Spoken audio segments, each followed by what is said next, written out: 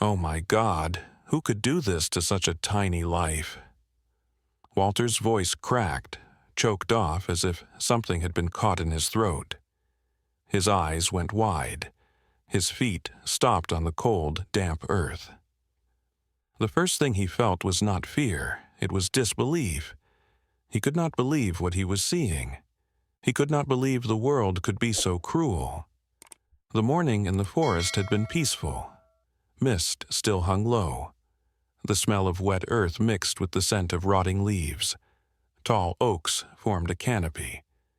Spears of sunlight filtered through the gaps, throwing scattered, trembling patches of light across the ground. Everything was still. Everything was calm, until Walter's gaze fell on what dangled from a low oak limb. It was a Doberman puppy. Small body hanging upside down, its head bowed like a warped pendulum in an abandoned house. Its skinny hind legs were bound tight to the trunk, with strips of silver duct tape pressed against the skin, the metallic sheen catching the early sun. Its muzzle was taped shut with the same cruel tape, smothering any sound, killing any chance of a cry for help. At first, a private part of Walter's mind tried to persuade him. It's only an old doll, a nasty prank. He wanted to believe that, because if it were a toy, his heart would not shatter this instant. But the closer he looked, the clearer the truth became. It was not plastic, not tattered cloth, it was flesh. The dark coat still held clumps of dirt. Tiny, trembling claws flexed in the wind. Blood had begun to seep from where the tape bit into those thin legs, spreading a dark, cold stain across the silver. The small body hung motionless. No sound came at all. It lay silent like an object without soul. But that silence was worse than any scream, because a little life was slowly dying, and no one could hear it. Walter felt his chest constrict. His breath came short, raw. For a moment he wanted to turn and walk away, to pretend he had never seen it. He knew, with that clear, terrible certainty, that if he stepped forward, he would never be rid of this image. It would haunt him for the rest of his days. But the wind sighed through the leaves, dry foliage whispered beneath his feet. Those sounds became an invisible cry, a plea not voiced from a throat, but broadcast by the absolute despair of silence itself. He sank to his knees. His hands shook as they hit the cold soil. His eyes never left the hanging body. The scene looked like a crooked altar in the middle of the forest, a life offered up to human cruelty. No temple, no ritual, only raw, shameless evil. His heart hammered, a drum inside his ribs. With every beat, a question reverberated. Who did this? Who could imagine torturing such a small creature this way? Rage rose in him. Along with it came a cold fear. What if it was too late? What if, even if he reached out, the pup was already gone? He swallowed. His throat was dry as paper. He knew there were only two choices, move forward or leave it. And he also knew, if he turned his back, he would carry the image of those eyes forever. Eyes covered, but seeming to stare straight at him, pleading, accusing. Number. He could not walk away, not this time, not while a small life hovered between dying and being alive right there before him. He drew a long breath. The scent of wet earth rose sharp and intimate, filling him. He laid a trembling hand on the oak's rough bark, as if to steady himself. The Doberman stayed still. Time seemed to stop. The world grew so quiet that only the frantic beat of his own heart filled his head. In that instant, Walter whispered, "If I turn away, it will die alone. But if I stay, maybe there's a chance." In this opening moment, the story asks a question we can't avoid. What would you do if you stood before this? Share your thoughts in the comments below. And if you believe no life should ever be left to suffer alone, hit subscribe and join us on the next rescue. Sometimes, a single small action from you can change the fate of a life. My child, don't go. I'm here now." Walter's whisper dissolved into the wind, trembling like a violin string stretched to the breaking point. He knelt beneath the oak, palm pressed to the rough bark, feeling as if his own body shook in unison with the pup. In front of him, the tiny life still hung upside down, motionless. The skin beneath its black coat was bruised purple. Its legs were bound so tightly that blood had seeped into the silver tape. Walter's hand, shaking, pressed lightly to the pup's chest. Cold, hollow. He couldn't be sure it was breathing at all, but turning away now would be a death sentence. No, he would not allow that. From his coat pocket, he drew an old folding knife, the same one he had used for years to slice apples and cut twine in the garden. But today, the dull blade faced its greatest test, severing the cruel bonds of life and death. With his left arm, he cradled the fragile body, terrified that one slip would send it crashing to the ground like shattered bone. It weighed so little it frightened him, light as ash scattered in the wind. In his right hand, the knife rose, its worn steel glinting as sunlight struck it. Each cut into the tape felt like a wound carved into his own flesh. The dry rasp of tearing adhesive echoed sharply and mercilessly, mingling with the frantic pounding in his chest. Blood-matted fur came into view, swollen skin, raw, seeping wounds. In places, he couldn't tell fur from tape or tape from torn flesh. One wrong move and he could make the suffering worse. Walter clenched his jaw, knuckles white around the knife. Each stroke is slow, each breath ragged, seconds stretched into eternity. He felt as though he was gambling with death itself, and one mistake meant the small life in his arms would flicker out forever. At last, the blade reached the final strip of tape, the last merciless shackle clinging to those thin legs. Walter drew in a breath, pulled the pup tight to his chest with his left arm, and sliced hard. A faint snap rang out. The body jerked ever so slightly, like the first fragile breath after a storm. The movement was smaller than a sigh, yet to Walter it roared like thunder across an empty plain. It was alive. Tears burned his eyes. He wanted to weep, but he dared not loosen his grip. He only held it tighter, whispering, "You're so brave. You're still here." Ash, that name not yet spoken, fell weightless into his arms. Not ashes blown away, but a glowing ember. And Walter knew, if sheltered, this ember could blaze again. Dear friends, if your heart tightened just now, hit the subscribe button. This journey has only begun. Many lives still wait for their chains of pain to be cut away, so they can return to life. Walter clutched the fragile body tighter, wrapping his thick coat around it like a makeshift cocoon. The pup was so light it terrified him. One careless slip and it might dissolve like smoke. He pressed it against his chest, feeling each faint tremor of blood beneath the wet, chilled fur. He bolted for the old pickup. The world blurred around him. Only his pounding breath and the drum of his heart remained. The door slammed open. Walter wedged himself behind the wheel, one arm locked around the pup, the other twisting the key. The engine roared, a guttural howl like a cornered beast. The truck lurched as its tires clawed at wet gravel. The mountain road stretched ahead, a cruel path of potholes, sharp turns, and black ravines yawning below. Every curve was a trap, yet Walter had no choice but to press harder on the gas. Cold wind tore through the cracked window, stinging his face with icy spray. His vision blurred with mist, but his eyes never left the bundle in his arms. Each jolt of the truck sent fear surging through him, his grip tightening as though the next bump might steal away the pup's final breath. Time unraveled into infinity. 5 minutes stretched like an hour. Every turn felt like the edge between life and death.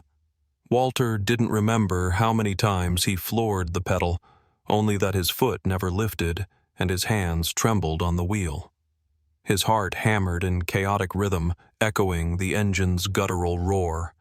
His eyes stayed on the road, but in his head one thought repeated, "Don't let it die in your hands, not when there's still a chance." Every breath from the small body was a riddle. Walter lowered his head, straining to hear, but all he caught was the cold radiating from the soaked coat. That chill wasn't forest mist. It was death inching closer, threatening to steal the little life away. Branches slapped across the windshield, leaving long, claw-like scratches. Headlights swept the cliffs, throwing broken shadows across the road. Around him, the night became a labyrinth of darkness and roaring steel. Walter felt he was racing death itself, with only one finish line, a lit room where hope might still exist. Then, just as his chest felt ready to burst from the tension, he saw it. A wooden gate, a faded sign breaking through the fog. Elk Valley Veterinary Center. A cabin of light afloat in the ocean of night. Walter slammed the brakes. The truck skidded, tires shrieking over gravel. He didn't kill the engine, didn't lock the door. He only leapt out, clutching the limp body to his chest. His voice cracked, desperate, raw. "Help! Please, save it now!" A nurse at the desk jerked her head up, sleep fading from her eyes in an instant. Without hesitation, she shoved open the swinging door. "Dr. Mallory, emergency intake." The call echoed down the quiet hall. A figure appeared, a woman in a white coat, hair streaked with silver, eyes sharp and unflinching. Dr. Grace Mallory. No questions, no greeting. Her gaze flicked over the puppy in Walter's arms, and with a single nod, she vanished through the surgical doors, taking the fragile life with her. The door closed. Walter stood stranded in the waiting room, his coat soaked, his hands sticky with blood and tape. The clock on the wall ticked steadily. The smell of antiseptic burned his nose. His whole body shook, hands still frozen in the shape of cradling what was no longer there. The race had ended, but the real battle had only just begun. The clock on the wall ticked, each beat striking Walter's chest like a hammer. The air reeked of antiseptic, sharp and sterile, draining every trace of warmth. He sat motionless on the hard plastic chair, his trembling hands locked together as if still holding the faint heat of the tiny life he had carried in. The white door stayed shut. He had no idea what happened behind it. Scalpels, syringes, hands racing against death. His mind could form only two words. Too late. His heart pounded not to count the minutes, but to beg for hope with every beat. An hour, or a century. He could not tell. But when the door swung open and the woman in the white coat stepped out, Walter froze. Her eyes, sharp as blades, carried beneath the neon glow a flicker of sorrow. "The body." Her voice was clipped, precise, unflinching. "We can keep it alive." Walter exhaled, his chest sinking with relief. But the doctor's gaze dropped, and the next words landed like a sentence passed down. "But the soul is another matter. It doesn't respond. No flinch at the light, no shiver at touch, no search for warmth. It no longer remembers how to cry for help." The words hit like a slab of ice. Walter collapsed deeper into his seat, his spine caving. He had seen houses swallowed by fire, seen blood spray against his firefighter's mask. Yet never had he faced a death so quiet, one not measured by a heart monitor, but by the silence of a spirit already extinguished. Dr. Mallory sat across from him, her voice low, each word slicing clean. "We fear nerve damage, possibly permanent. The hind legs are swollen, the muscle tissue necrotic, and the microvessels badly injured. But worse is the emptiness in its eyes, as if nothing remains inside. Only a broken shell." Walter bowed his head, lungs locked tight, as though invisible hands clutched his throat. His calloused fists dug into his pant legs, shaking. He thought of the moment he cut that final strip of tape, the slight twitch in the small body. He had believed it was life returning. Now he realized it might have been the last reflex of a candle before it went dark. His voice rasped, cracked. "Can it be saved?" The doctor held his gaze a long moment before answering softly. "The body, yes. But the soul, it has to find its own way back. That no one else can do." In that moment, Walter felt himself age 10 years. Shoulders that once held steady are now hunched. His eyes dropped heavily. He had carried people collapsing in fires, witnessed lives swallowed in ash. But only now did he understand the truest kind of death, the invisible death, when a life too small had lost all faith to cry out one last time. Behind the door, the fragile creature lay in an incubator, pale yellow light washing over its trembling body, breaths as thin as mist. And Walter, in that cold waiting room, knew the battle was no longer against death of the flesh. It was a fight to reclaim a soul that had already turned away from the world. 3 days. A small number on a calendar, but for Walter it felt like a lifetime. He sat on the hard plastic chair in the clinic corridor, his back bowed as if it might snap. His eyes were rimmed red. His face was gray from sleep deprivation. Each night, he caught 10 minutes of sleep at most, 10 minutes long enough to hear the clock tick, then jolt awake, terrified that the tiny life might have slipped away during the one moment he loosened his grip. Inside, under the pale yellow light, the Doberman pup lay in an incubator, ringed by IV lines, heating pads, and heart monitors. The heartbeat came in ragged fragments, a little drum striking emptily into the void. Sometimes Walter could only believe the pup still existed because of those intermittent beeps. Cold reminders. It's here, but it may not come back. He pressed his forehead to the glass until his breath fogged it with a pale smudge. He stared at the motionless bundle like a cup of cold ash. Every fur strand, every wound felt like a blade against his chest. He muttered prayers as if reciting a rosary. "Please don't leave me. If even a sliver of hope remains, I will sit here until it dies." On the third night, the rain came, pattering on the tin roof in a steady, monotonous rhythm. The hall was empty save for the low hum of fluorescent lights. Walter dragged his chair closer to the incubator until it almost touched the glass. He did not know what to say, so he folded his hands and bowed his head. His voice was low, hoarse, like dust in his throat. "I understand. You are tired. If you do not want to come back, I will not blame you. I only want you to know I'll remember you, like something that never had its chance to begin." He slid a shaking hand through the small slot in the incubator, not to touch the creature, but to lay his palm on the soft cloth beside it. He braced himself for silence. He had already prepared for morning. Then the impossible happened. At first, Walter thought his eyes deceived him, a faint, passing motion like a breeze. The pup's ear twitched, so slight he could have missed it. His heart skipped. He held his breath, funneling every ounce of attention into that one point.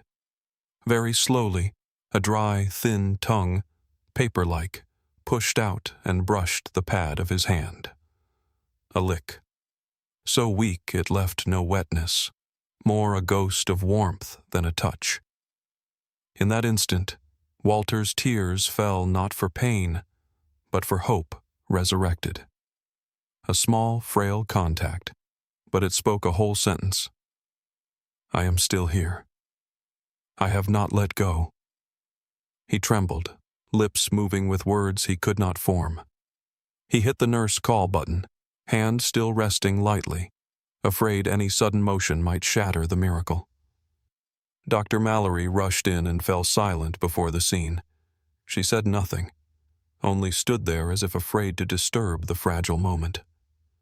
Walter bowed his head to the glass, tears pouring like rain. This time, he did not weep for loss, but for a tiny hope reborn, fragile, tentative, blazing luminous against the heavy dark. That night, leaving the clinic, he did not shuffle out defeated. He opened his truck and retrieved an old wool blanket, Charlie's blanket, folding it neatly, holding it to his chest like a promise.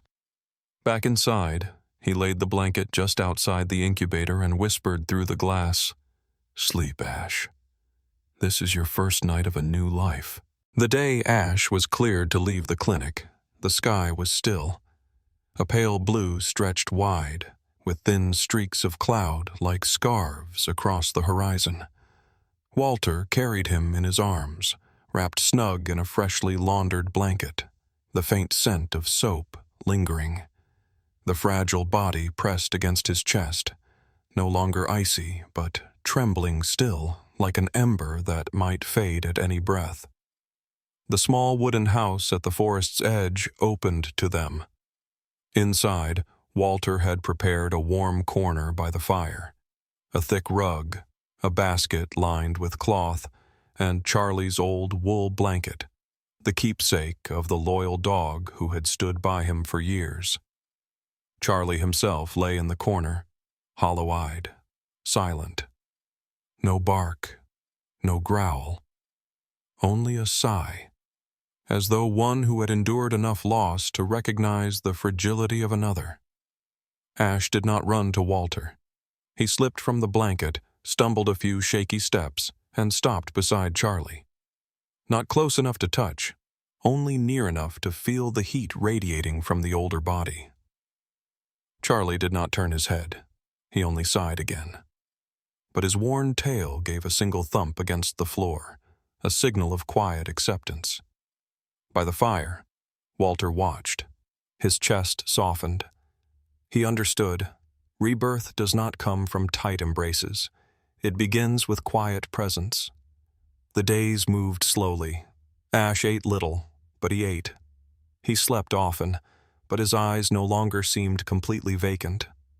At times, when Walter read by the armchair, Ash would lift his head, glance at him, then lower it again. Not trust, but not retreat either. A neutral space between. And for Walter, that was already progress. Then the rain came. It drummed on the tin roof, steady and low, summoning old memories. Walter woke with a start to a sound that was not rain, not wind. A scream, small, but slicing the night in two. He rushed to the corner. Ash writhed in his blanket, paws flailing, eyes rolled white, mouth gasping without sound. His body convulsed, dragged back into the oak tree's nightmare, duct tape cutting flesh, wind shrieking past, blood dripping steadily. Walter froze. His hand stretched out, then stopped in midair. He knew. Touch him wrong, and he would become the phantom in that nightmare. The one who bound, who forced, who turned him into a dangling object. So he lowered his voice, letting each word dissolve into the rain. There are no trees now. No tape. Only the rain, Ash. You're in the house. You're safe. The pup's body shook still. The strangled cries kept spilling. Yet in the storm of panic, he turned his head, clouded eyes searching for Walter. For one moment, Walter saw both terror and desperate confusion tangled together. Then came a clumsy leap. Not strong, not graceful. Ash hurled himself into Walter's arms, his frail frame pressing hard against the man's chest. He buried his head in the warmth there, trembling like an orphan who had finally found shelter. Walter tightened his hold, not crushing, only steady enough to say, "You are not alone." He slid down the wall to the floor, leaning back against the cold wood, letting time slip by. Moonlight crept through the crack in the door, spilling onto two figures, an old man and a small life, clinging to each other, in silence. Walter spoke no more. He understood. There are wounds no words can mend. Only the quiet presence remains strong enough to soothe. By dawn, Ash was still in his arms, breathing steadily now, eyes closed. Charlie lay on the porch, head on his paws, half asleep, guarding them both. Walter's hand stroked Ash's back, and in his heart, he whispered, "You've just returned from a place no one dares to name, and I believe this is the first time you've chosen to trust me." Summer came. The sky stretched pale blue, sunlight spilling across the valley like scattered gold. Walter sat on the wooden steps, a cup of cold tea in his hands. To his left, Charlie lay stretched out, breathing slow and steady like the ticking of an old clock. To his right, Ash pressed close, still thin, still fragile, but with eyes no longer hollow, no longer afraid. They carried the quiet gaze of one who had chosen to stay. Ash lifted his head, ears twitching at the rustle carried from deep in the woods. Then, as if pulled by something unseen, he rose and fixed his eyes on the line of trees by the stream. His steps were slow, but deliberate. Walter set down his cup and followed. Through grass wet with morning dew, they walked until they stopped at the base of a maple. There, an old torn canvas bag lay abandoned. Inside, another life, a tiny puppy, trembling, eyes still shut, body fragile as a reed. From the strap hung a scrap of cardboard, tied with a frayed shoelace. Scrawled words read, "I'm sorry." Walter dropped to his knees. He didn't ask why. He didn't curse whoever had left it. He simply opened his coat wide and lifted the little one into his chest, just as he had done with Ash. When he looked up, Ash still stood there, calm, unshaken, no fear in his gaze, only a quiet acceptance, as though to say, "Now it's my turn to lead you." Walter's throat tightened as he pulled both close against him. His old heart beat slow but full. He understood. The circle had closed. The life once saved now led the way to save another. And in that moment, he learned the lesson he would never forget. When we rescue a small life, sometimes that very life teaches us how to begin again. That night, under the soft glow spilling through the window, Walter opened his worn notebook, the one where he had recorded every milestone of Ash's journey. The first day he ate. The first day he slept without fear. On a fresh page, his hand shook as he wrote, "Today, Ash found another." This time, it wasn't me. It was he who began the new story. On the porch, Charlie sighed, head resting on his aging paws. Inside, Ash lay beside the newcomer, eyes quiet yet shining. Walter watched, his chest trembling with the truth. Every ending is only the beginning of another path. If this story touched you, leave a comment below. Do you believe that those once abandoned can become guides to new miracles? And don't forget to subscribe, because the next chapter, Walter, Ash, Charlie, and the life just discovered, will carry the circle of rescue forward, a song that never stops turning.